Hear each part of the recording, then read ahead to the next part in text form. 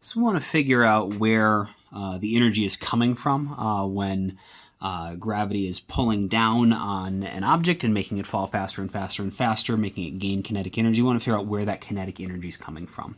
And so we're going to, instead of, we're going to look at the opposite of the situation. We're going to look at what happens if the object is going up and see if we can, if we're looking at it in reverse, figure out where that energy was coming from. The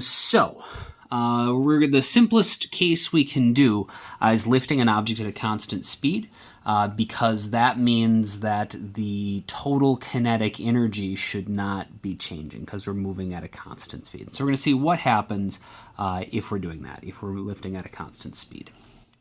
So in order to do this, I'm going to draw a picture, and for reasons that will become apparent in a little bit, we need to include the planet Earth. So it doesn't need to be perfectly to scale, but, you know, planet is relatively large. And so draw yourself the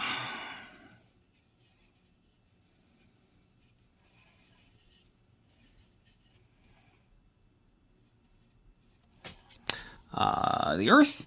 And then we're going to imagine we're standing on the Earth somewhere, just lifting an object up into the air. And so my object I'm going to draw here, and I'm going to lift it up to here. And so to do that, I'm going to be standing off to the side. Again, it's not perfectly to scale, just gives us the general idea of what's going on. So we're standing on the Earth holding an object, and we're going to lift the object up from one position to another. And so there's a few things we can measure here. One certainly is the displacement. So if we look at like where the bottom of the object is, since we are lifting at a constant speed, that means that we are going to have been starting at this height, we're going to end at this height, and so the displacement is going to be upwards. Since that is our y direction, we're going to call that delta y. Because we could start at any height, we could start at any y value we want, we could end at any y value we want, and so this is just sort of the most general way to deal with it. So our displacement is going to be delta y. And then, of course, we need to think about the forces in order to calculate the work. So we're going to draw a little free body diagram on our object. If we are lifting this at a constant speed, that must mean that net force has to be 0, right? So anytime we have constant speed, the net force has to be 0. And so that must mean that our force of gravity, whatever that is, so Fg will be equal to m times g, that has to be the same as the applied force that we are lifting with.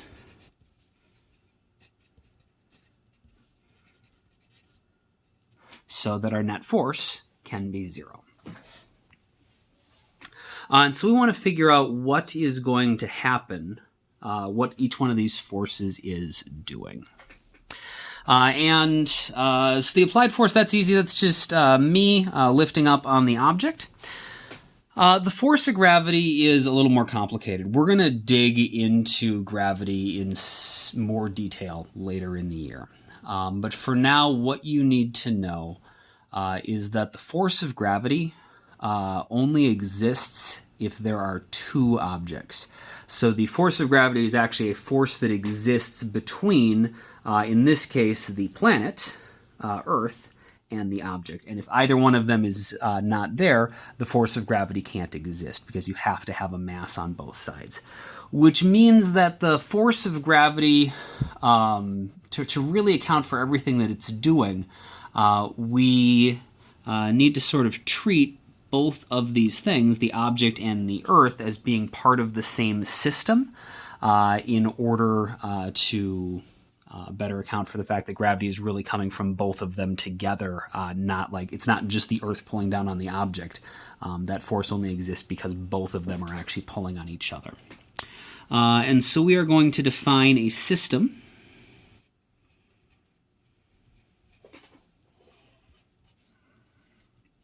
So I'm just put a little dashed line around the Earth and around the object. It doesn't matter if the equation's in your dashed lines. I just wanted to make sure it didn't get crossed out. But we are outside the system. So we're going to...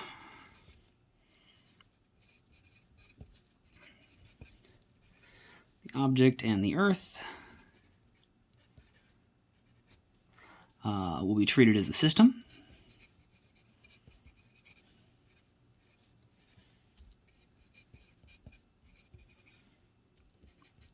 But we are going to be separate from the system.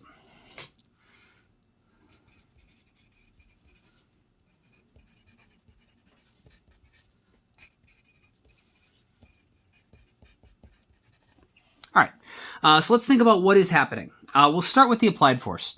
The applied force comes from the person, which is outside the system, lifting up on the object. And so we know that for the person lifting,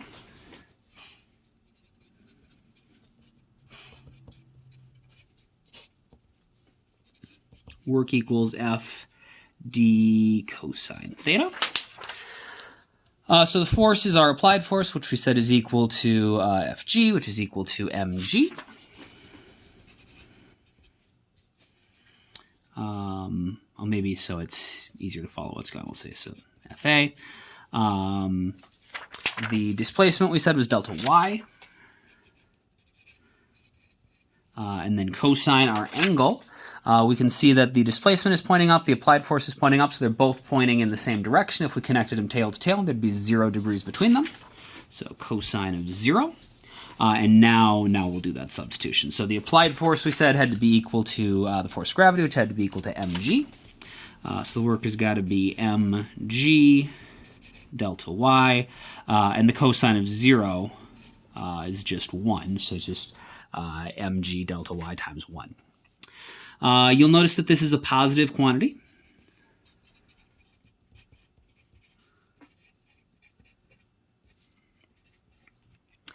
So what this means is that the person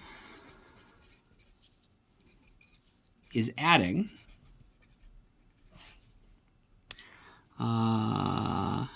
mg delta y worth of energy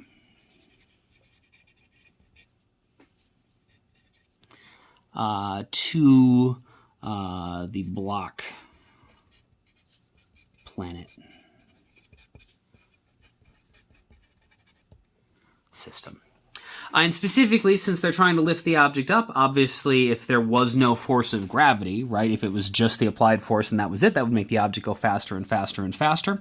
And so absent anything else, this energy that they're adding would become kinetic energy. It's not going to in this case, but they're trying to add it as kinetic energy.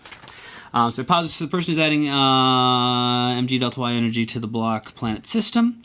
So let's actually just add the word right in here. So mg delta y kinetic energy to the block planet system. Of course, we know that the kinetic energy doesn't actually change if we're lifting at a constant speed, and so there's got to be something else involved. Even though the person is doing work, they're adding what should be kinetic energy to the system. Something must be happening to that kinetic energy. And so if we look at gravity,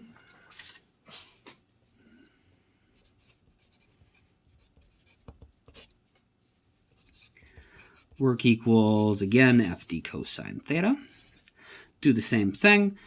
So the work is going to be the force of gravity times delta y times the cosine of, so if we look now at our directions, delta y is up, Fg is down. So if we connect them tail to tail, they are going to be 180 degrees apart. It's cosine 180. So we're going to get work is equal to, the force of gravity is m times g, delta y, and then cosine 180 is negative 1. And so we get work equals negative mg delta y. And so this hopefully is easier to see in your notebook because we just wrote it directly above it. But so we added mg delta y kinetic energy to the block planet system. But now we've got this negative work done here. And so negative work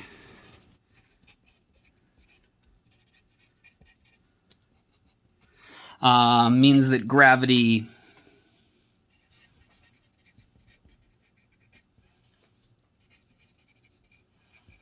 removes mg delta y kinetic energy.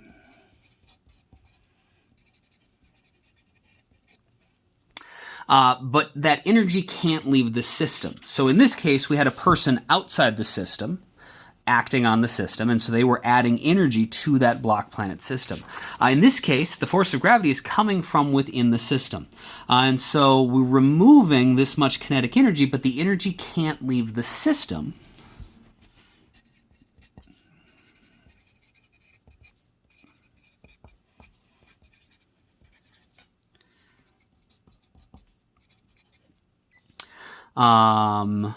Because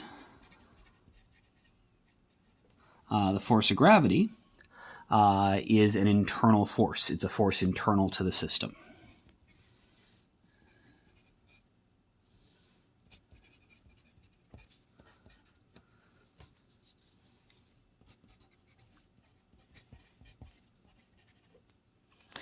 And so if we need to remove kinetic energy, but we can't actually take the energy out of the system, and the law of conservation of energy says we can't create or destroy energy, the only option is that we must be converting that kinetic energy into something else. The energy can't leave the system, so it is converted to another type of energy.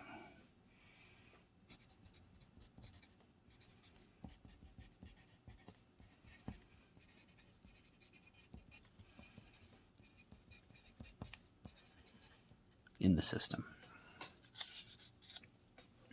So we've still got some energy in the system because the person added energy to the system and there's nothing from outside the system that's been able to remove it yet, but it's not going to be kinetic anymore. It's going to be something else. So if we lost mgy of kinetic energy, we must be gaining mgy of our new energy.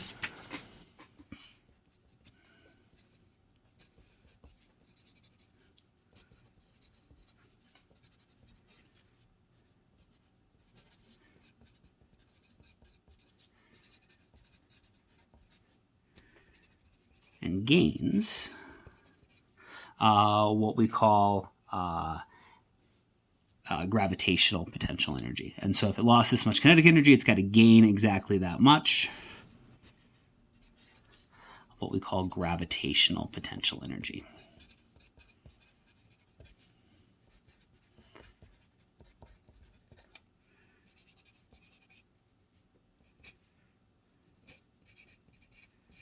Which the symbol we use for that is a capital U. All potential energies are capital U, and then a little g to indicate that it is gravitational potential energy. So let's think about what exactly gravitational potential energy is.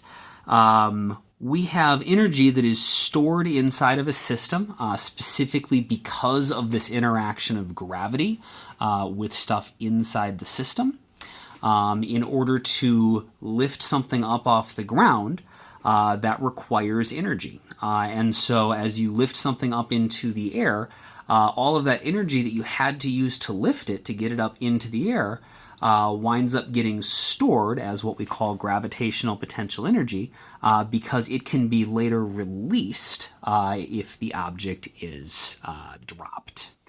And that explains where this energy has gone. We before said when we drop the object, it just seems like it magically gains kinetic energy. Where's that kinetic energy coming from?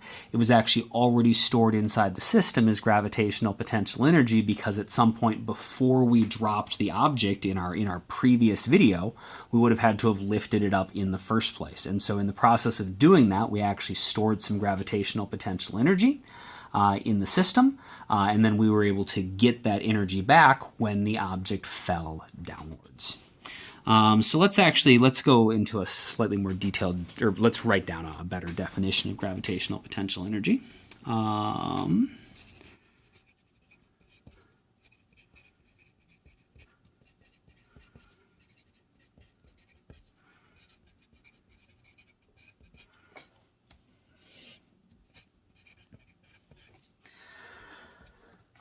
So this is going to be energy stored within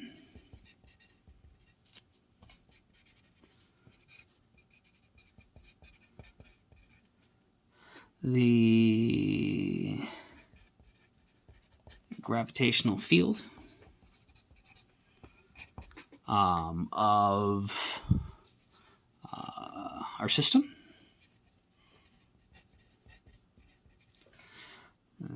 Field of a system. Anytime an object is lifted, and it's released anytime that an object gets closer to the ground, anytime that it's effectively falling. So, in the gravitational field of a system, anytime an object is lifted and released when the object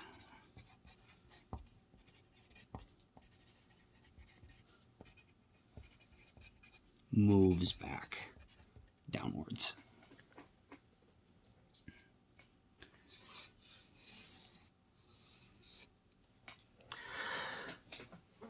We already have sort of an equation for gravitational potential energy.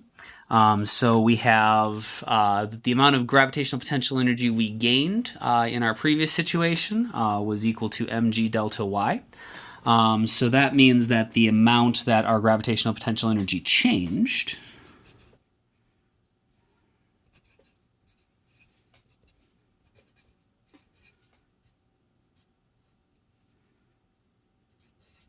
mg delta y.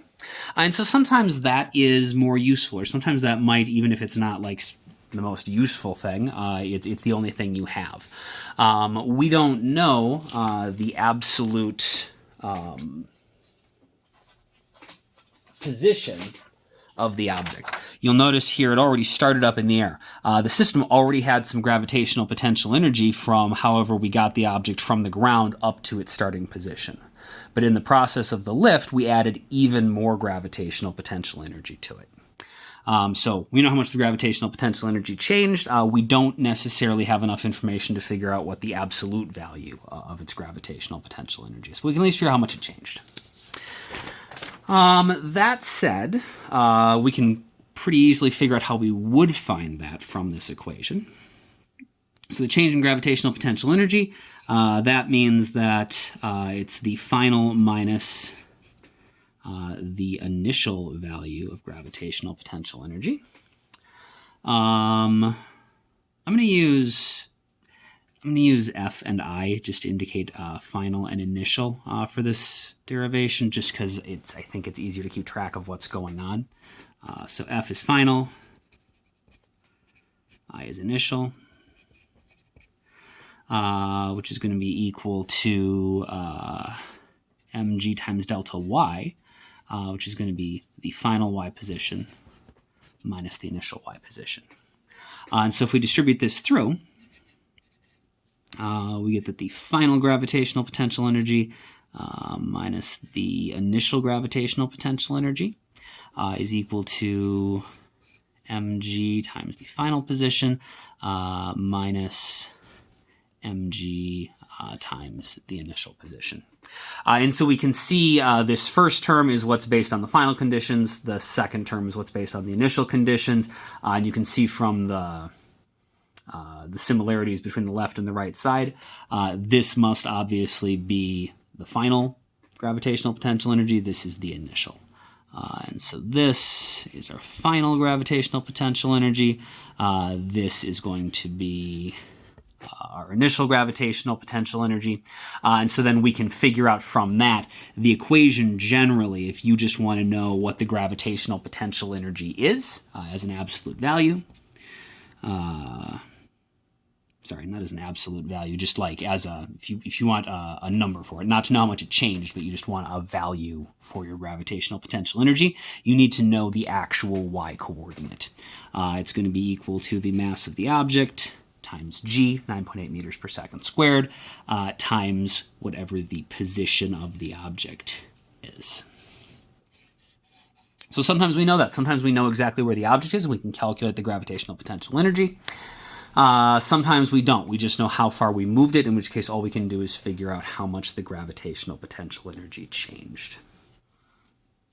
Just to quickly go through everything that happened in this problem to make sure we're clear on what's going on. Energy can't be created or destroyed. It can only be moved around, changed from one type to another, or transferred from one place to another. And so at the beginning, we started off with energy inside the person because they had a sandwich or something for lunch. And then they lifted this block up. And because they were outside the system and they were acting on the system, we could transfer some of the energy from them into the system. And so that was the first thing we calculated. We said that the person lifting is adding energy to the system, specifically mg delta y. But then within the system, you can take and transform that energy into different types all you want. And remember, work is just a change in energy, and so it's okay instead of changing it from one place to another, we change it from one type to another. And so that was the second thing we saw. Since there's this force inside the system acting on our stuff, that also does work. And so its work is negative mg delta y. And so that means that the kinetic energy had to change had to be reduced by mg delta y, but it's still within the system. And so we can't have the energy leave the system because the force is coming from inside the system, but it does have to do some work, and so it has to change the energy in some other kind of way, because work is the change in energy, and so if we did work, we had to change the energy. And so in this case, the way that we changed the energy was we removed kinetic energy and then added a different type. And so that's always fine. You can transform energy from one type to another. And then the end result of this is that we can see that the system doesn't gain any kinetic energy. We said it was going to go at a constant speed, which is what we wanted. We said it was going to go at a constant speed, and so what should happen is that it doesn't gain any kinetic energy overall. And that's exactly what happens. The same amount of kinetic energy we put in is exactly how much kinetic energy got taken out. And so at the end of the lift, there's no kinetic energy that has been added to the system. But some energy has been added to the system. We've ended up with this mg delta y of gravitational potential energy that we didn't have before. And that makes sense because at the beginning, the person transferred mg delta y of their own energy into the system. And so if the person lost mg delta y of energy, the system had to have gained that energy. And so everything checks out. We've kept track of all the energy. We still have the same amount of energy we did at the beginning and the end. It's just in a different spot. That mg delta y moved from the person into the system, and it is not kinetic energy because the speed has not changed, but it is something else. It's gravitational potential energy, which now explains why, because there's some energy stored inside the system, almost sort of like a battery. That's why if we drop the object from the height that we lifted it up to, it's capable of now, so if we drop it from our new height, we know it's going to fall and get faster and faster and faster. And where that's coming from, where it's getting that kinetic energy from, is from the gravitational potential energy that we stored inside of it.